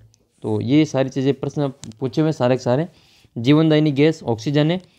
जल पिलाने को कैसा कार्य मानते हैं, तो पुण्य का कार्य मानते हैं। और श्वसन संबंधी रोग किस प्रदूषण से होता है, तो वायु प्रदूषण से होता है। और जीवन का सूत्र किसको माना जाता है, तो जल को माना जाता है। ये सारे प्रश्न अपने पीछे प्रश्न पूछे हुए हैं। इसके अलावा उत्तम स्वास्थ्य का प्रतीक किससे कहा गया है। तो पहला ही प्रश्न यही था कि उत्तम स्वास्थ्य का जो प्रतीक है वो किसको माना गया। तो ये जो लाइन अपने हाईलाइट कर रखी है, व्यक्ति की शारीरिक वृद्धि और मानसिक विकास की श्रेष्ठ अवस्था, ये उत्तम स्वास्थ्य का प्रतीक मानी जाती हैं। तो शारीरिक वृद्धि और मानसिक विकास की जो श्रेष्ठ अवस्था होती है उसको उत्तम स्वास्थ्य का प्रतीक माना जाता है। अगला प्रश्न ये है कि वायु प्रदूषण से शरीर पर क्या बुरा प्रभाव पड़ता है। तो वायु प्रदूषण का हमने देखा था कि वायु प्रदूषण से शरीर पर जो प्रभाव पड़ता है वो इस प्रकार से है। मानसिक स्थिति, वायु प्रदूषण के कारण शरीर की वृद्धि पर बुरा प्रभाव पड़ता है। मानसिक स्थिति बिगड़ने से मनोरोगी होना, खांसी, टीबी, श्वसन संबंधी रोग, कैंसर जैसी जो बीमारियां हैं वो वायु प्रदूषण की वजह से ही फैलती हैं। अगला प्रश्न आपके, किस प्रदूषण से मानव में मनोरोग और हिंसक प्रवृत्ति बढ़ जाती है। तो ऐसा जो होता है वो हिंसक प्रवृत्ति बढ़ने का, मनोरोग होने का, ये ध्वनि प्रदूषण में होता है। किसके कारण होता है, ये ध्वनि प्रदूषण के कारण ये होता है। तो इसका आंसर अपन लिखेंगे ध्वनि प्रदूषण। तो ये ध्वनि प्रदूषण है। ध्वनि प्रदूषण में वातावरण में शोरगुल बढ़ जाता है, ध्वनि प्रदूषण होता है। वैज्ञानिकों और चिकित्सकों की राय के अनुसार अत्यधिक शोरगुल वाले माहौल में रहने से मिर्गी का दौरा, इंपॉर्टेंट याद रखिए, मिर्गी का दौरा, मनोरोग बढ़ जाते हैं और मानसिक शांति भंग होने से मानव हिंसक हो जाता है। तो ये ध्वनि प्रदूषण में होता है। अगला प्रश्न आपके, विद्यालय पर्यावरण से अध्ययन पर क्या प्रभाव पड़ता है। तो विद्यालय अध्ययन पर्यावरण से, जो विद्यालय का जो वातावरण या पर्यावरण है उसको स्वच्छता से बालक के विद्यालय से जुड़े हर क्षेत्र की स्वच्छता और शुद्धता रहित प्रदूषण की स्थिति होती है और इससे जो बच्चों का जो उत्तम स्वास्थ्य देखने को मिलता है। फिर आपके इसमें प्रश्न बनता है कि पर्यावरण प्रदूषण कारक पर्यावरण को किस प्रकार से नुकसान पहुंचाते हैं। तो पर्यावरण प्रदूषण के जो कारक इसमें आपसे पूछा गया है कि वो किस प्रकार से नुकसान इसमें पहुंचाते हैं। फिर इस पार्ट के जो इंपॉर्टेंट प्रश्न बनेंगे, एक तो आपको वायु प्रदूषण के कारण पूछेंगे, किस किस कारण से वायु प्रदूषण होता है। तो कारखानों से निकलता धुआं, वाहनों से निकलता धुआं, जनसंख्या वृद्धि से प्रदूषित होता वातावरण, वनों का विकास, इसके अलावा एयर कंडीशनर और रेफ्रिजरेटर का उपयोग, मृत जीव अपशिष्टों के ढंग से निस्तारण न होना, ये वायु प्रदूषण के प्रमुख कारण हैं। वायु प्रदूषण से बचाव के क्या क्या उपाय हैं। तो जनसंख्या पर नियंत्रण, सुव्यवस्थित शहरीकरण, कारखानों का निर्माण और मानव बस्तियों से दूर होना, इसके अलावा धुएं की चिमनी कारखानों से पर्याप्त ऊंचाई पे हो, वृक्षारोपण ज़्यादा से ज़्यादा हो, अपशिष्ट पदार्थों और मृत जीवों का उचित निस्तारण हो, अणुशक्ति का प्रयोग सीमित हो, सामुदायिक स्वच्छता का ध्यान दिया जाए और सभी घरों में शौचालय का निर्माण हो, शीतलता प्रदान करने वाले यंत्रों का सीमित प्रयोग होने चाहिए। फिर आएगा जल प्रदूषण। तो जल प्रदूषण के कारण कौन कौन से हैं वो बताने। तो वायु में उपस्थित जहरीली गैसें पेयजल स्रोतों को दूषित करती हैं, नदियों का प्राकृतिक बहाव अवरुद्ध होना, शहरी गंदे पानी का नदियों में मिलना, इसके अलावा मृत जीवों और मानव का अंतिम संस्कार नदियों में बहाकर करना, कारखाने के गंदे पानी का निकास न होना, प्राचीन पेयजल स्रोतों का कचरा डालना, खेतों में जहरीले रसायनों का उपयोग, जलीय जीवों का संकट, वनों का विकास, ये सभी जल प्रदूषण के प्रमुख कारण हैं। इसके अलावा जल प्रदूषण को बचाव से क्या क्या उपाय हैं।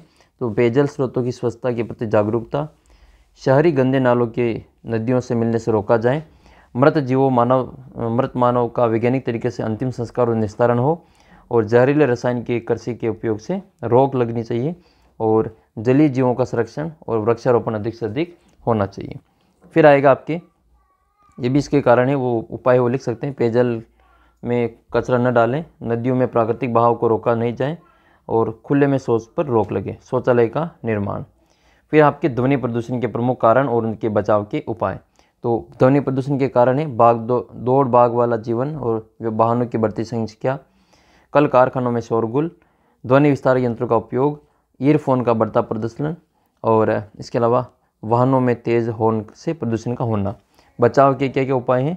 तो ये हैं ध्वनि विस्तार यंत्रों का उपयोग कम हो, कारखानों का मानव आवाज़ से दूर होना, राजमार्ग और मुख्य मार्गों से मानव आवाज़ दूर बनाए रखें, तेज़ हॉर्न पर प्रतिबंध होना चाहिए और वाहनों का प्रयोग सीमित किया जाए।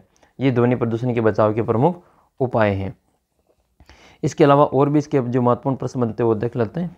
लास्ट निबंधात्मक प्रश्न आपके, स्वास्थ्य संबंधी परिस्थितियों में पर्यावरण अनुकूल बनाने के कौन कौन से उपाय किए जाने चाहिए और विद्यालय में स्वास्थ्यप्रद पर्यावरण परिस्थिति बनाने में कौन कौन से उपाय हैं। वे दोनों प्रश्न एक ही हैं और इनमें आपके जो दैनिक विद्यालय के जो कार्यक्रम है वो इस प्रकार से स्वास्थ्य संबंधी परिस्थितियों को पर्यावरण अनुकूलन बनाने के लिए निम्न कार्य किए जाने चाहिए। पहला है सामुदायिक स्वास्थ्य हेतु सामुदायिक स्वच्छता का प्रयास हो, स्वास्थ्य केंद्रों की स्थापना होनी चाहिए, मलमूत्र कचरा विस्तारण इसकी व्यवस्था जल स्रोतों से दूर हो, पेयजल और पेयजल स्रोतों की स्वच्छता ही की जागरूकता होनी चाहिए। इसके अलावा इसमें भोजन और खान पान की स्वच्छता, सामूहिक भोज के पश्चात अवशेष को उचित निस्तारण हो, गंदे पानी की निकास की सुनिश्चित व्यवस्था हो, शुद्ध जल शुद्धिकरण के संयंत्र को पानी का पुनः उपयोग में लाए, मृत पशुओं का निस्तारण उचित तरीके से हो। इसके अलावा तालाब कुएं बावड़ियाँ जैसे तालाब कुएं बावड़ी जैसे जल स्रोतों की चार दीवारी बनानी चाहिए और पूजन सामग्री इसमें अवशेष नहीं डालने चाहिए। ग्राम स्तर पर समिति बनाकर जागरूकता पैदा करें, प्रत्येक ग्राम खुले में शौच से मुक्त बने और प्रत्येक ग्राम में प्रत्येक घर में शौचालय युक्त बने। तो ये प्रमुख जो उसमें उपाय है वो कर सकते हैं स्वास्थ्य संबंधी जानकारी के लिए। तो ये इस पार्ट के जो प्रश्न आए हुए वो देख लेते हैं। स्वास्थ्य संबंधी वस्तु की परिभाषा आपने देख ली। जीवनदायिनी गैस कौन सी है, तो इसका उत्तर हो जाएगा आपके ऑक्सीजन, जो कि मैंने देखी थी O2 ऑक्सीजन इसका आंसर होगा। और किसे जीवन का सूत्र माना जाता है, तो जल को इसमें जीवन का सूत्र माना जाता है। स्वास्थ्य की परिभाषा हमने देख ली। फिर नेक्स्ट क्वेश्चन इसमें कि स्वास्थ्य को प्रभावित करने वाले कारक बताइए, और यही इंपॉर्टेंट प्रश्न आपके इसमें बनने वाले हैं। एक प्रश्न ये पूछा गया था कि जीवनदायिनी गैस कौन सी है, तो ऑक्सीजन को जीवनदायिनी गैस कहा जाता है और ये वायुमंडल में इसका ऑक्सीजन का 21% है। तो वायुमंडल में जो सर्वाधिक मात्रा में गैस है वो कौन सी है और उसका प्रतिशत कितना है, ये भी आपको कमेंट करके बताना है। फिर आपके प्रश्न आया था कि किस प्रकार के प्रदूषण से श्वसन संबंधी रोग हो जाते हैं, तो इसका उत्तर हो जाएगा वायु प्रदूषण। ये प्रश्न भी आपके इसी छठे पाठ से पूछा गया था। फिर आपके छठे पाठ का एक और प्रश्न है कि विद्यालय पर्यावरण के अध्ययन से क्या प्रभाव पड़ता है, इसका आपको वर्णन करना है। तो विद्यालय पर्यावरण का अर्थ क्या है, इसका क्या महत्व है, वो अपन देख लेते हैं। किसी भी विद्यालय का पर्यावरण उतना ही अहमियत रखता है जितना कि शिक्षा रखती है। विद्यालय में शैक्षिक वातावरण उन्नत करने के लिए विद्यालय का पर्यावरण परिवेश समुचित होना चाहिए। इससे विद्यालय में अनुशासन बनाए रखने में जहाँ मदद मिलती है, वहीं छात्र छात्रा भी शांत मन से अध्ययन करते हैं। तो विद्यालय में स्वास्थ्यप्रद पर्यावरण की स्थिति बनाने के लिए कुछ उपाय इस प्रकार से कर सकते हैं। विद्यालय भवन की स्थिति है, भवन की दिशा है, इसके अलावा पेयजल की व्यवस्था है, शौचालय मूत्रालय की व्यवस्था है, साफ़ सफाई का ध्यान रखें। इसके अलावा फर्नीचर हैं और कक्ष हैं, खेल के मैदान, स्वास्थ्य का परीक्षण और विद्यालय के दैनिक कार्यक्रम, ये इसके इम्पोर्टेंट फैक्टर हैं। फिर आपके एक प्रश्न आया था पर्यावरण के लिए हानिकारक है, तो पर्यावरण के लिए हानिकारक है वायु प्रदूषण भी हानिकारक है, जल प्रदूषण भी हानिकारक है और अपना जो ध्वनि प्रदूषण है, तीनों ही हानिकारक है। ये लास्ट छठे पाठ से है तो अप्रोक्स भी इसका आंसर हो जाएगा। फिर छठे पाठ से ही प्रश्न आया था स्वास्थ्य का महत्व, पांचवें पाठ से है ये स्वास्थ्य का महत्व, तो ये अपने इसका महत्व यहाँ पे देखा था।